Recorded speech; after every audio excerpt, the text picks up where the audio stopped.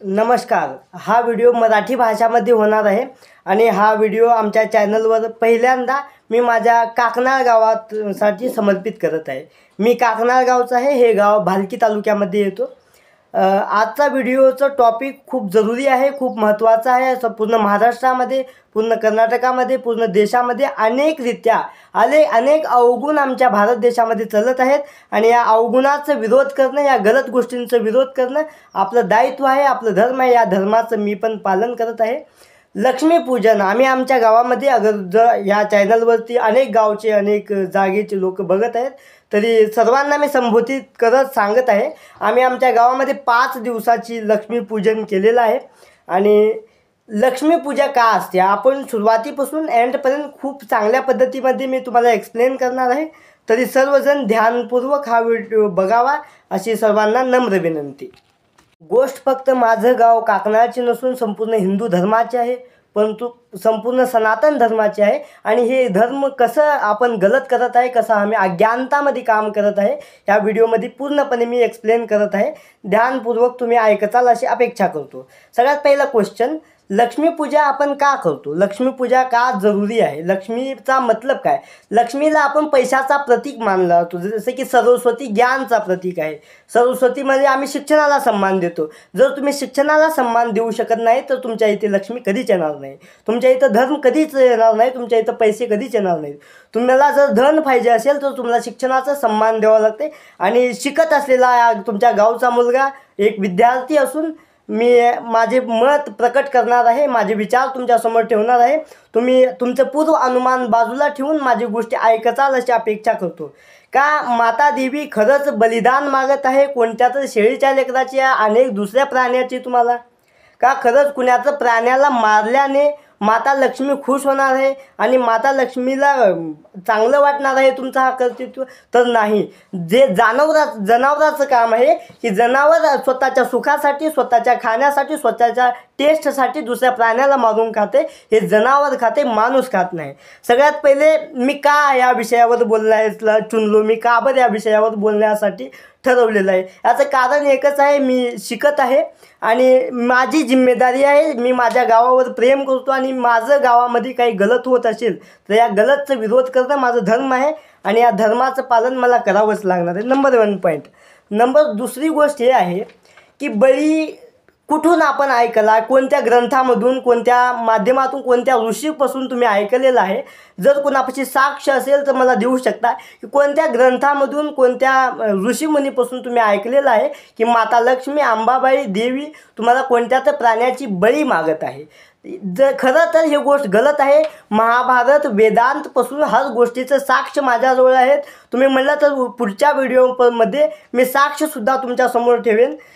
बळी तुमच्या अहंकाराची द्यायची आहे, बळी तुमच्यामध्ये असलेल्या दुर्गुणांची द्यायची आहे। जर तुम्हाला बलिदान द्यायचंच असेल तर तुमच्या बॉडीच द्यायचं। माता लक्ष्मी, अंबाबाई जे बी आपले देवता आहेत ते बळी कोणत्याही दुसऱ्या प्राण्याची नसून तर तुमच्यामध्ये असलेल्या दुर्गुणांची बळी मागत आहेत।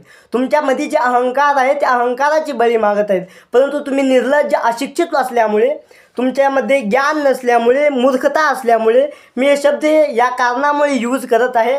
कारण गलत असते, चाहे मी म्हणते कोणी अजून म्हणते, सत्य असते। सत्याला झूट तुम्ही कधीच करणार नाही आणि झूटला सत्य पण तुम्ही कधीच करू शकणार नाही।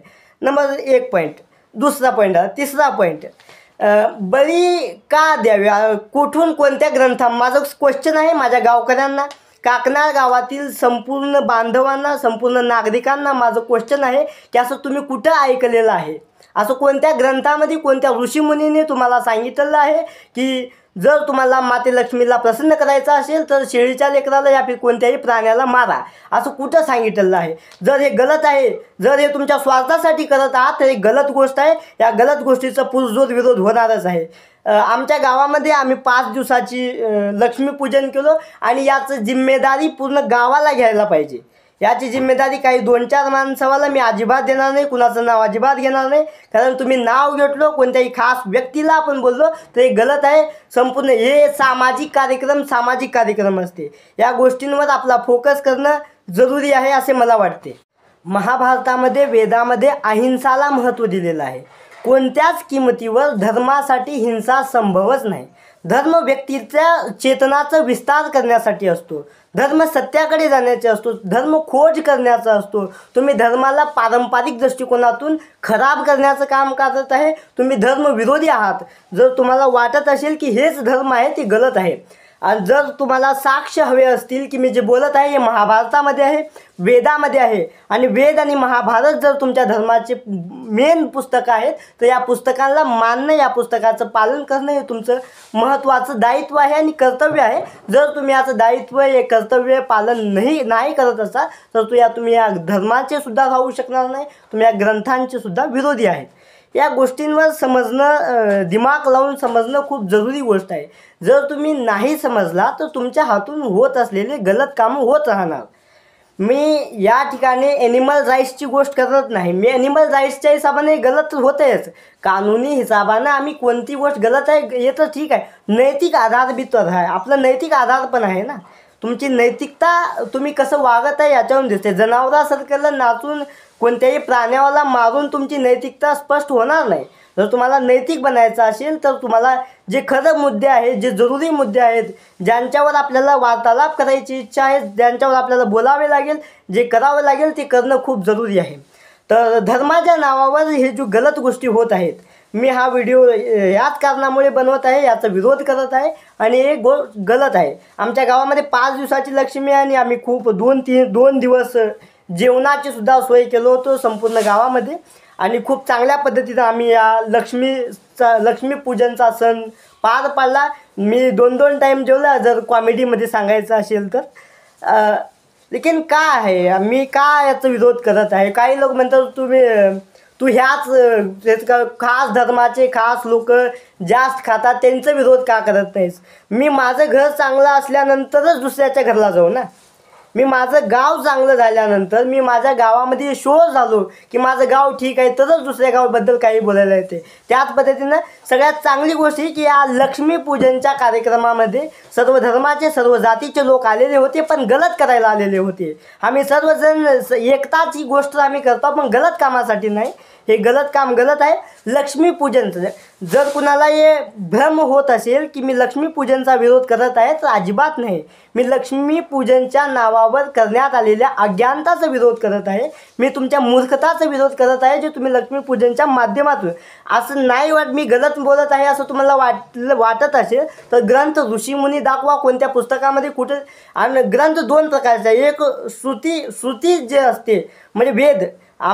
तुमच्या सनातन धर्मामध्ये, हिंदू धर्मामध्ये, यापैकी जे बी धर्म आहे त्या धर्मामध्ये वेदांतला सन्मान देण्यात आलेला आहे. जसं जेव्हा हनुमानने श्रीरामला जेव्हा हनुमानने विचारले की का तुम्हाला अजून ओळखायचं असेल तर का करू, तर श्रीरामने हनुमानला काय म्हटले, मी वेद में वास करता हूँ. मी वेदामध्ये असतो. तुम्ही मला जर खूप ओळखायचं असेल अजून तर वेद वाचा, असं हे श्रीरामांचं वक्तव्य आहे. या गोष्टीवर ध्यान देणं खूप जरुरी आहे असं मला वाटते. हे माझं मत, माझे विचार मी तुमच्यासमोर मांडलेलं आहे. माझं हे लोकतांत्रिक अधिकार पण आहे. जर कोणती गोष्ट या समाजामध्ये मला गलत वाटत आहे तर त्या गलत गोष्टीचा विरोध करणं माझं काम आहे, माझं धर्म आहे. As a student, as a छात्र माझं काम पण आहे.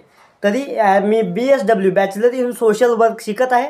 सामाजिक सेवेच्या दृष्टिकोनातून मला हे करणं खूप जरुरी आहे. त्या कारणामुळे हा व्हिडिओ मी बनवलेला आहे. जर कोणाला साक्षाची गरज असेल तर मी नेक्स्ट व्हिडिओ बनवणार. तुम्ही कमेंटमध्ये सांगा तुमची राय काय आहे.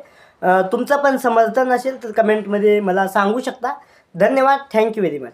धन्यवाद.